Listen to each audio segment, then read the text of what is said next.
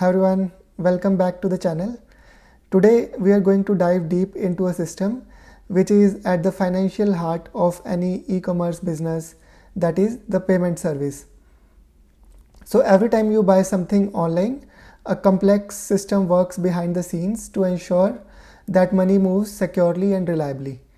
And designing this system is a classic interview problem, as it forces you to think about mission critical requirements around security, reliability, and consistency. Today we are going to design a payment service from ground up by integrating with third-party payment providers like Stripe. And it is important to get this system right as it involves real money. So with that, let's get started with the design. Hi everyone, welcome back to the channel. Today, as usual, first and foremost are the requirements. The interviewer has given us a mission, and our first step is to make sure we understand it perfectly. So we'll split these requirements gathering into two parts. First is what our system needs to do, and the second being how well it needs to do. For the first one, what our system does, we'll have the functional requirements. And so what our system must do. So first and foremost, our system actually has to process the payments. So our service must integrate with third-party providers like Stripe to process payments during the order checkout flow. So we should process payments during the order checkout flow by integrating with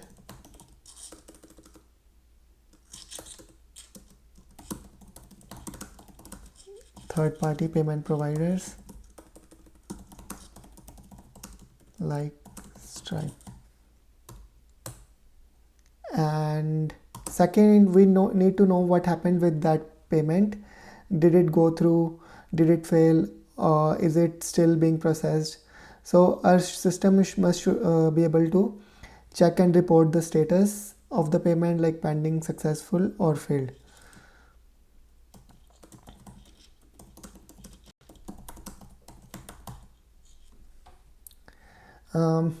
Next up are the qualities, or how well our system should perform, which is the non-functional requirements.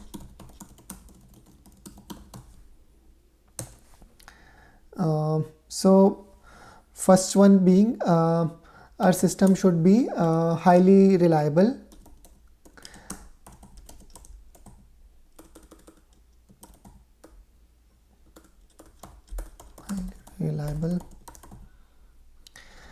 So we should not lose any transaction data, and critically we must prevent any accidental double charging of a user, even in the face of network errors or retries. So our system should be highly reliable with no lost money, and no double charges. Second, our system should be highly accurate with and strongly consistent.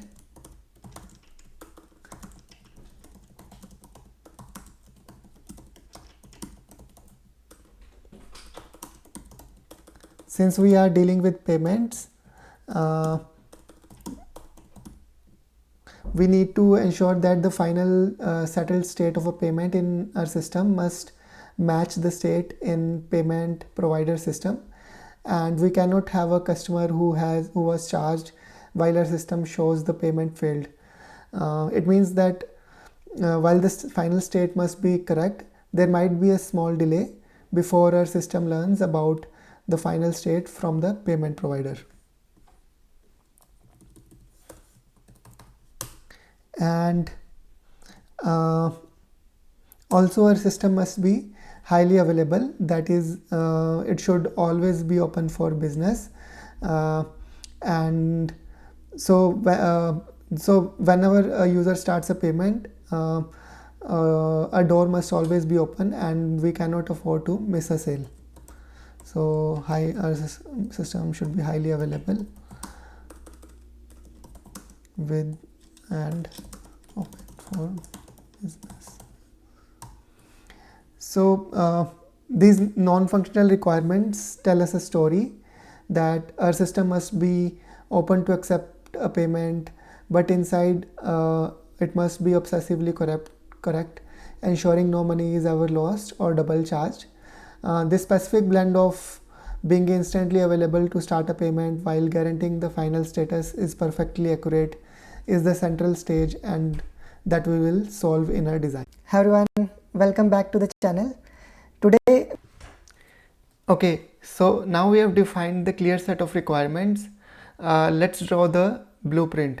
That is how the client, like our e-commerce website, interacts with our payment service. And this brings us to API design, or this is our API contract, the official front door to our system. So first of all, let's think about the order checkout and payment flow.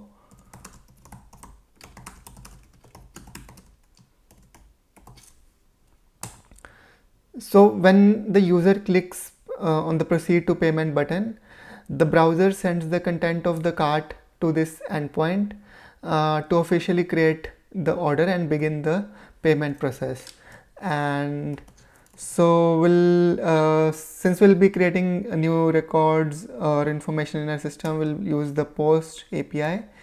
And since user is creating an order, so we'll have this endpoint. So the client will send us all the essential order details, like what's being bought and for how much. So a request body will have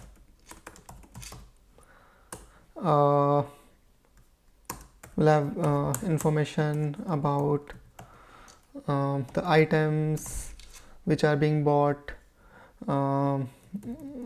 So it will be an JSON array of items. I'll call it list of items, and each item will have the ID and the quantity and other information like shipping method.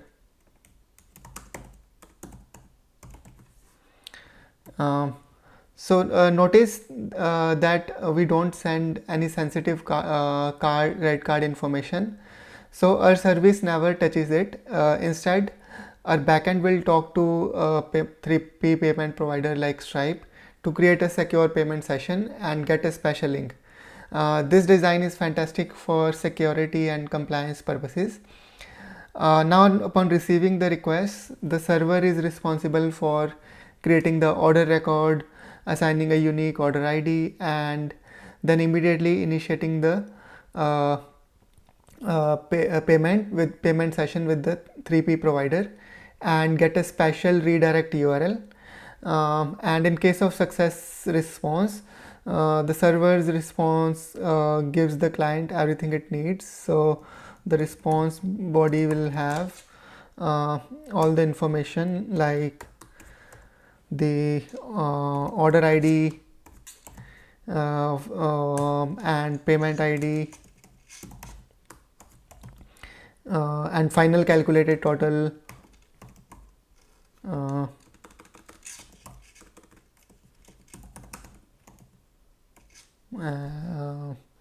and final, and also the most important is the redirect URL. So redirect URL is a special URL to the 3P payment provider's system to complete the payment.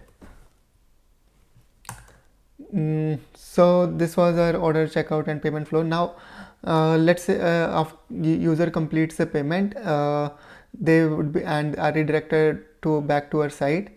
So they might want to know the result and ask our service for an update by using the payment ID. So for this we'll have the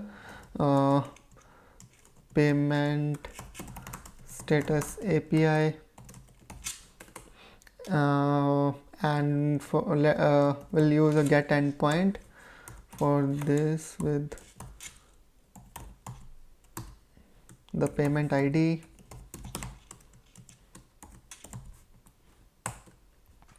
and the response from server will have all the details, like the status, whether it is successful, pending or failed,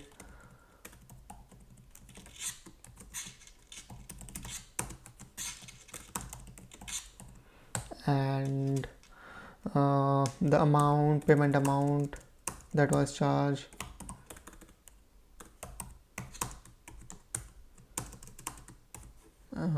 it can be the value and currency.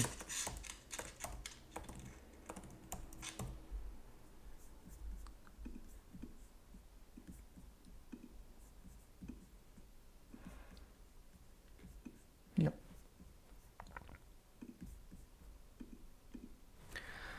And but another important thing, like how does our system know that the payment status changed from pending to successful? And this brings us to another important endpoint. So we don't want to constantly ask Stripe whether the payment is done, is it done yet? That's inefficient. So instead we give the Stripe our phone number and they call us when something happens, and this is called a webhook. So we'll provide a webhook API for 3P provider. So this will also be a post endpoint, since we'll be updating the payment status from pending to confirmation to successful or failed. So we'll have some endpoint like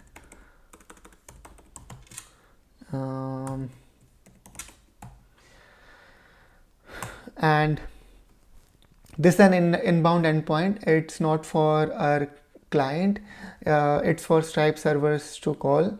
So when the payment succeeds or fails, the Stripe sends a secure automated message to this address. So first the request will have a special header for signature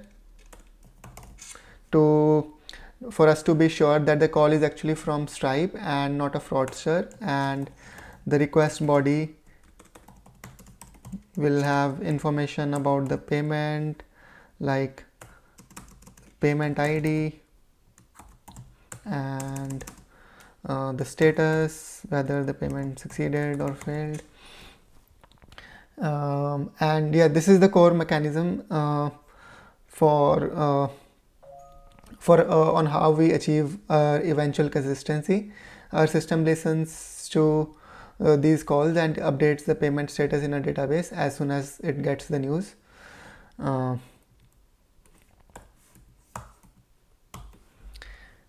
So yeah, these are the high-level APIs that are entry point to our system. And yeah, let's move with this. Yeah, let's move on to our next section, which is the metrics and estimates. Hi everyone, welcome back to the channel. Today, okay, we have our requirements and the API blueprint, but before we start choosing our database and designing the architecture, we need to ask a crucial question: are we building a small house or a skyscraper? So let's do some back of the envelope calculations to understand the scale we are dealing with, and this will guide all our technology choices. First of all, we need to make a few key assumptions. And let's say your e-commerce website is successful and has around like 10 million daily active users, and a typical conversion rate is around 2%, meaning 2% of our daily users will actually buy something.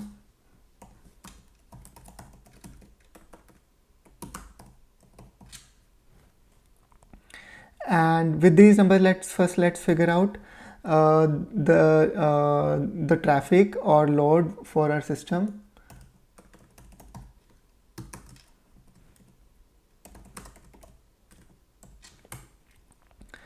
So with 10 million users and a 2% conversion rate gives us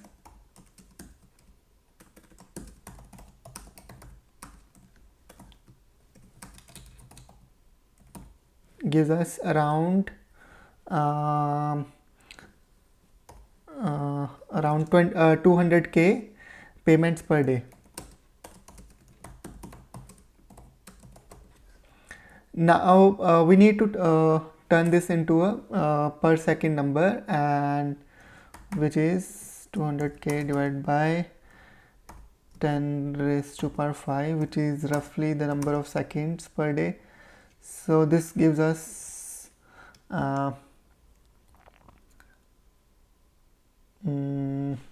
so which is roughly around 2 to 3 queries per second. And so this is the average number, and we can assume our peak QPS to be 10 times the average. So we have around 25 queries per second during peak times. So this is our traffic estimates, and now let's see how much storage we need with these. So let's say we assume that each of our payment record takes up about 2 KB data.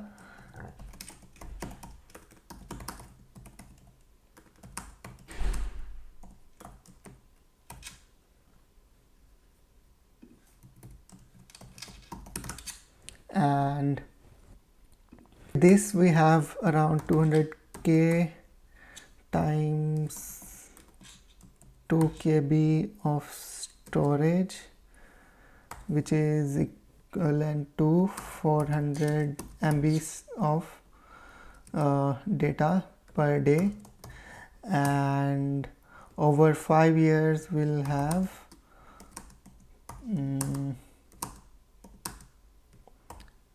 this roughly comes out to be around 730 GB per 5 years.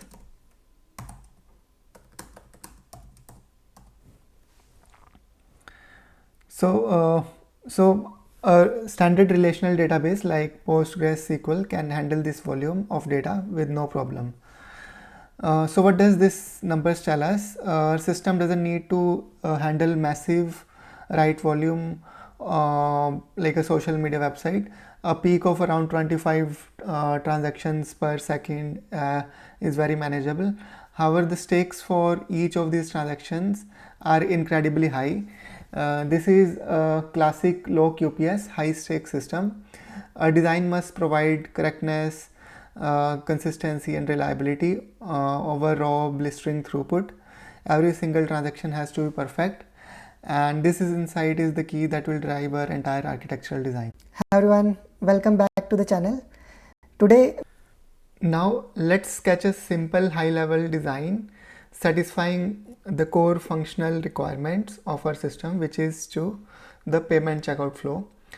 First, let's establish a fundamental design principle. Our system will never handle or store raw credit card details.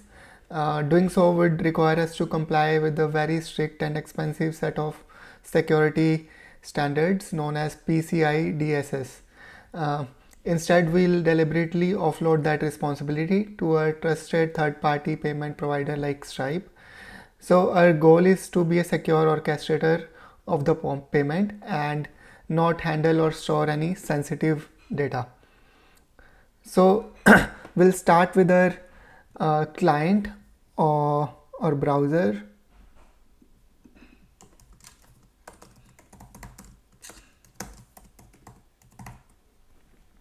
and all external traffic from our users and the payment provider will first pass through an API gateway.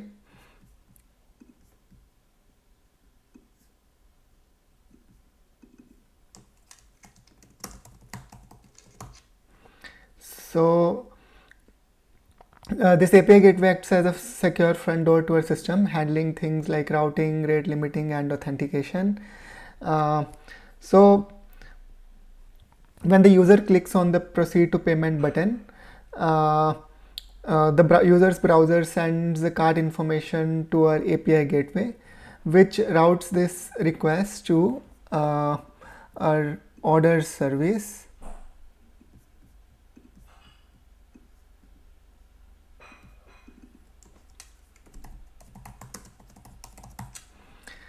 So order service would, upon receiving the request, create a new order in its database with a unique order ID and other details. Let's say this is our orders DB.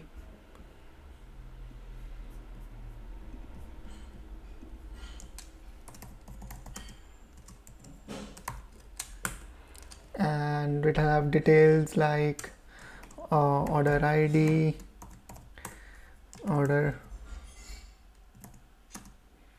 total, products, and other information, and the order status as well.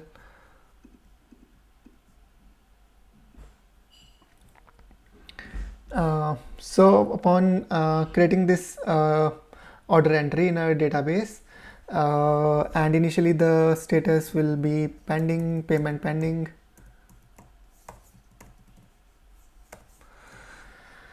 The order service then will make an internal server to server call with our payment service.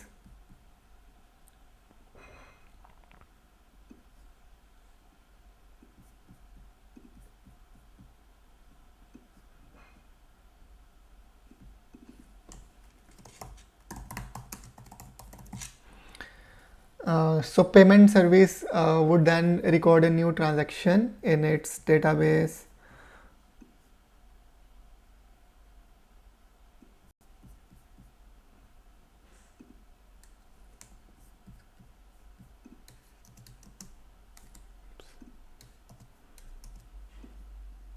And it will have the details like payment ID, order ID,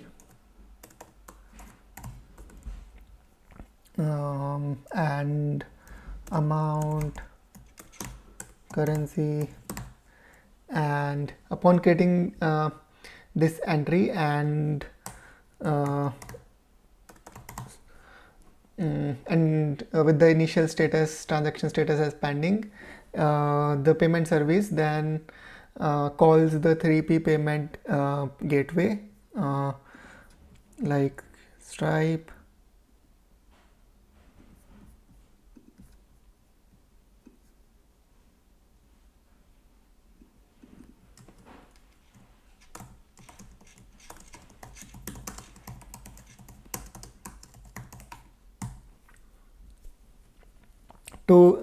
it initiates a request with the payment session to payment gateway to create a secure payment session.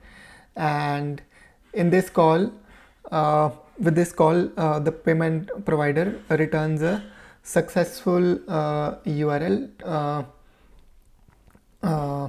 3P payment returns a unique redirect URL to our payment service, which our backend sends back this back URL to the user's browser, as we discussed in the API section.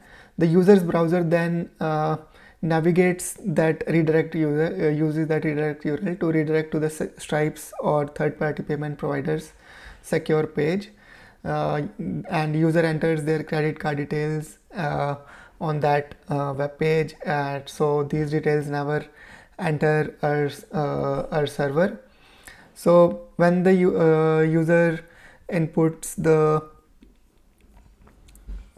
payment information, when the user inputs the payment information directly on the three-party payments payment page and clicks pay, and once the payment is processed, the third-party payment gateway does the two things in parallel, and this is the most important part of the design. It redirects the user's browser to a success URL, which usually leads to the thank you page, and all simultaneously it sends a secure server to server webhook post requests to our system. So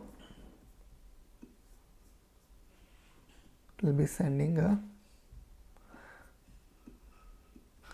webhook call, secure webhook call to our system. And you might be asking why not just use this redirect confirmation page to confirm the payment. This is a critical point. We never trust the front end directly for confirmation for two big reasons. First of all, it's unreliable.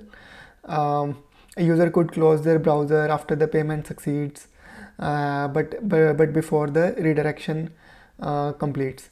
If that happens, our backend would never get this payment confirmation message, and a malicious user could simply find the success the redirect URL and visit it directly without trying to trick our system. This webhook call, on the other hand, is our source of truth. It's a direct and secure server to server call that is digitally signed, and it's like the difference between casual courtesy call and a legal binding certified letter, which is our webhook. So once the our API gateway receives this webhook, it redirects it to the payment service. The payment service verifies the signature, updates the payment status to success, and then and also notifies the order service for that this payment is successful, to update the order status from processing to payment completed and starting the shipping process. So what happens when the user is redirected to the thank you page? So while we are it's waiting for the webhook, the user is redirected to thank you page. The page code immediately makes a get a request call to our payment service to check the status. So our service then checks with the database. If the webhook call is already arrived, the status is successful. The page displays thank you, your order is confirmed. And if the webhook call is still on its way, the status is still pending, the page displays thank you, we are confirming your payment. And this creates a seamless user experience, gracefully handling the small delay of our eventually consistent system. Hi everyone, welcome back to the channel. Today, alright, we have sketched a high-level architecture, and we understand the overall flow of a payment from the user's click to the final confirmation.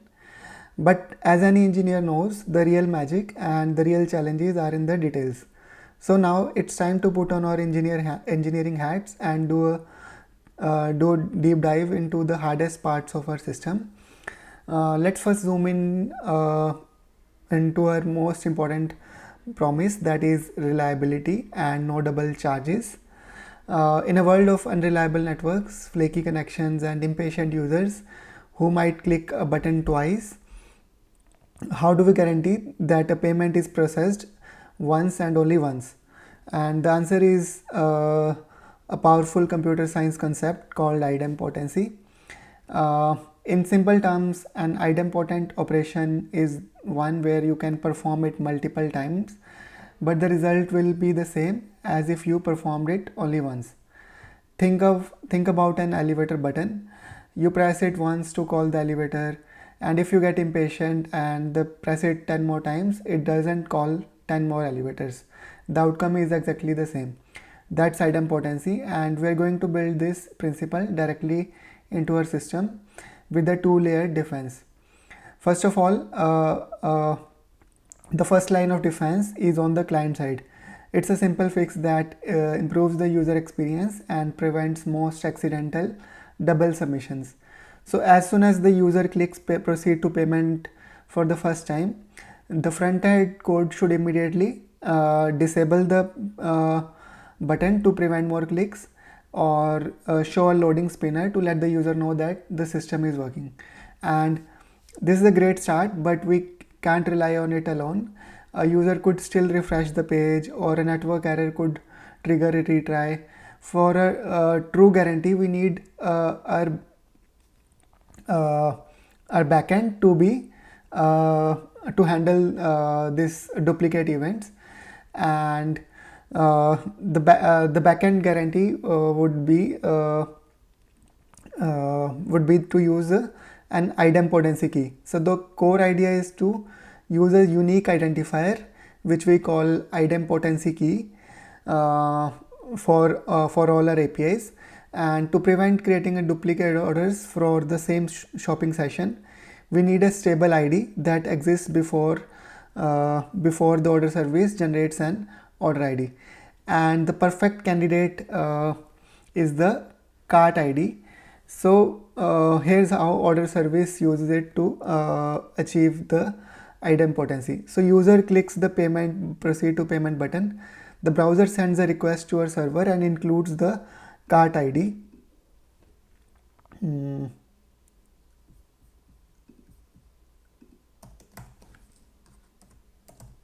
And the order service receives the request. It simply asks this simple question: have I already seen a request to create an order for this specific cart ID?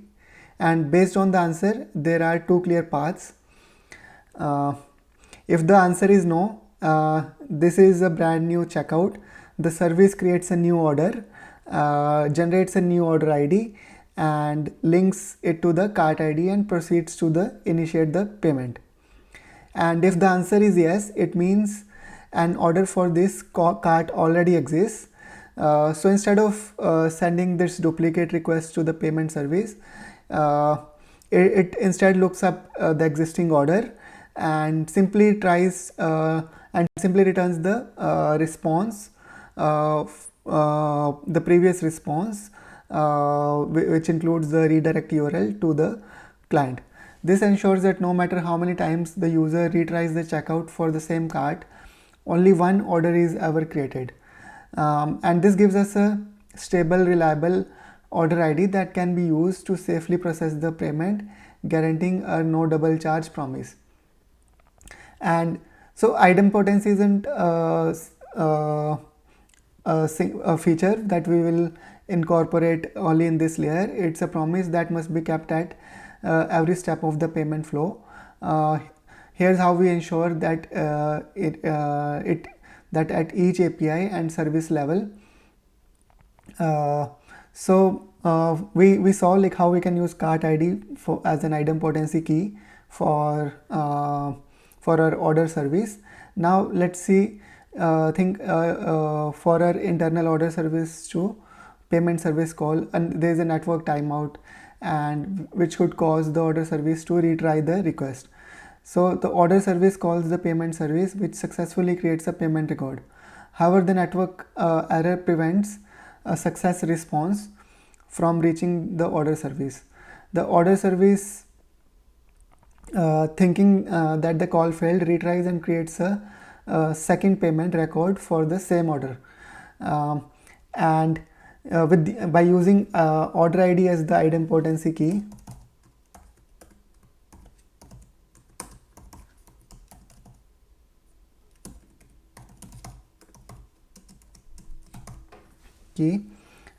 it checks the payment service uses the order ID from the request as an idempotency key. It checks if the payment record for that order ID already exists. If so, it returns the existing payment details instead of creating a new one with the third-party payment provider. And similarly, payment service and third-party payment gateway also would use an idempotency key. In this case, they can use payment ID, and when we call Stripe's API, we include a special header of the payment ID as the idempotency key. If the Stripe sees a second request with the same key, it doesn't process it again. It simply returns the result of the original request, guaranteeing that only one payment session is ever created on their end. So this is the way how idempotency protects us from duplicate requests.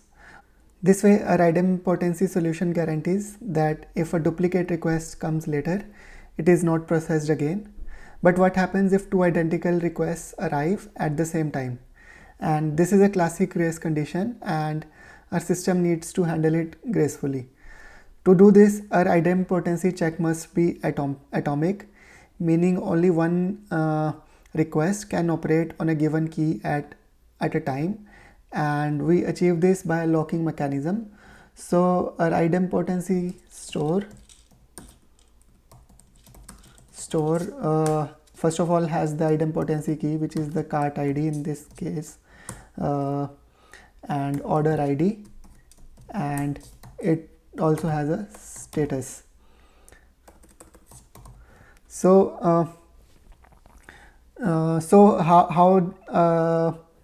how does our idempotency solution handle race condition is that is by our idempotency store operation is all our operations would be atomic, meaning only one request can operate on a given key at a time. So we achieve this by a locking mechanism.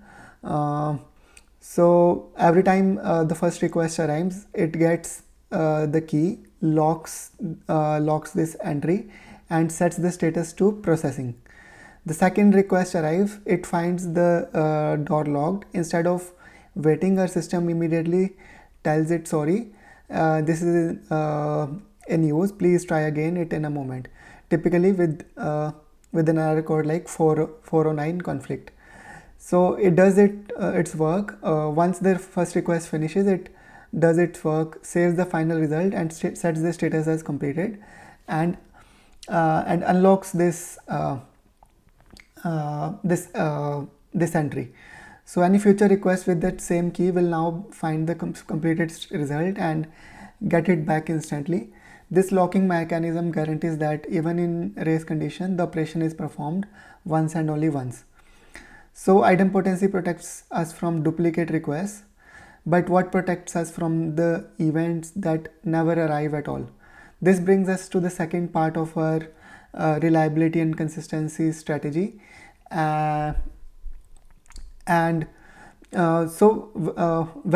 are fantastic. They are fast and handle most cases in second, but they travel over the public internet, which isn't 100% reliable.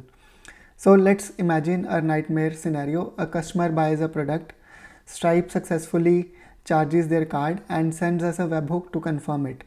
But due to a network glitch, that webhook never arrives and gets lost in transit gets lost in transit. So the result of this would be that customer has paid, but in our system the order is stuck in the pending state forever. They never get a confirmation email, their product never ships, and we have a very unhappy customer. and this is a critical consistency failure. The solution is a background process called a reconciliation job, and the easiest way to think about it is like balancing your checkbooks. At the end of the day, you compare your personal spending record against the official bank statement to find and fix any differences. So a reconciliation job does the exact same thing with for our payments. Here's how it works. It runs on a fixed schedule. Let's say 15 for every 15 minutes we run a reconciliation job.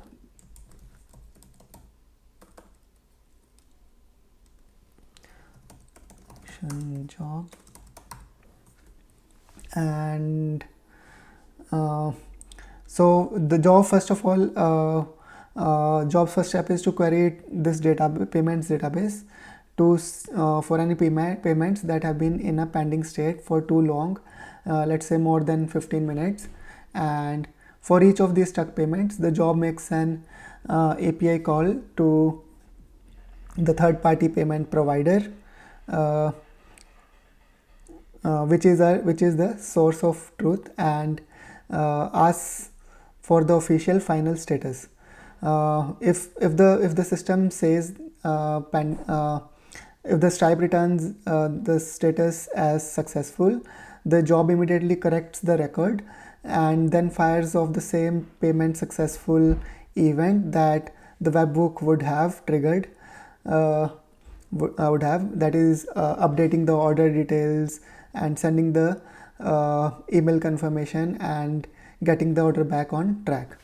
This two-layer approach is fundamental, and while webhooks provide speed for a great user experience, while this reconciliation job provides correctness, guaranteeing our system will always and eventually be consistent with the financial truth. And this isn't just for payments. The reconciliation pattern is a crucial safety net in almost any system that relies on an external source of truth. Like with stock exchanges, a brokerage firm's system can't afford to miss a single trade notification. At the end of the day, they run a reconciliation job that compares their internal records against an official master file from the stock exchange to ensure every transaction was captured perfectly. And similarly, an e-commerce site relies on the webhooks from warehouse to know when an item is out of stock. If a webhook fails, they might oversell them. An hourly reconciliation job gets a full inventory snapshot from warehouse and corrects any discrepancies on the website. Now let's move on to the next non-functional requirement, which is to ensure that our system must always be open for business and is highly available. But as a payment system, it also needs perfect, strong consistency. So how do we achieve both at the same time? For years, this was seen as a classic dilemma, often explained by the CAP theorem. You are forced to choose between either, like, you could have a strong consistency like a traditional SQL database, but you would sacrifice availability during network failures, or you could have high availability like many NoSQL databases, but you'd have to accept eventual consistency, which is a non-starter for financial transactions. But modern distributed systems have found a way to deliver the best of both worlds, and the magic behind it is the consensus algorithms. So these databases use consensus algorithms like Raft and Paxos. So how they actually work is like instead of one big server, you have a group of servers called a cluster, and these servers hold an election to choose one leader. And the leader handles all the write requests. This prevents any conflicting writes. And once the leader receives a write request, it replicates that change to its follower nodes. It then waits for a majority of the servers a quorum to confirm they have safely stored the data. Only after receiving that majority confirmation does the leader commit the data and tell the client that write was successful. So in case the leader server crashes, the follower notice its absence and automatically start a re-election. Within seconds, the new leader is chosen and the system continues operating seamlessly. So this process brilliantly delivers on both of our requirements. The quorum commit ensures strong consistency because a majority of servers must agree on a write before it's successful, and the data is safely committed and will not be lost. And the automatic leader election ensures high availability. The system heals itself without downtime or human intervention. So how do we get this in practice? There are two main approaches. One is natively distributed databases. These are modern databases designed from ground up for this purpose. Google Spanner and CockroachDB are prime examples. They use consensus algorithms like Paxos and Raft internally to provide global scale, high availability, and strong consistency out of the box. The other approach is to make traditional databases like PostgreSQL highly available, and to make it highly available you could use external tools like Patroni to manage replication and orchestrate the same kind of automatic failover if the primary database fails. Hi everyone, welcome back to the channel. Today we have built a robust and reliable payment orchestration service from ground up. So the core lesson here is that the modern payment system design is about building an impeccable and fault-tolerant bookkeeper around third-party payment providers, orchestrating the flow of money and information with absolute correctness. I hope this video was useful and gives you a clear framework to tackle your next payment system design question. If you liked the video and found the content helpful, please give it a thumbs up and subscribe to the channel for related content, and do let me know in the contents the next system design that you would like me to cover in next video. Thank you for watching the video. Happy designing.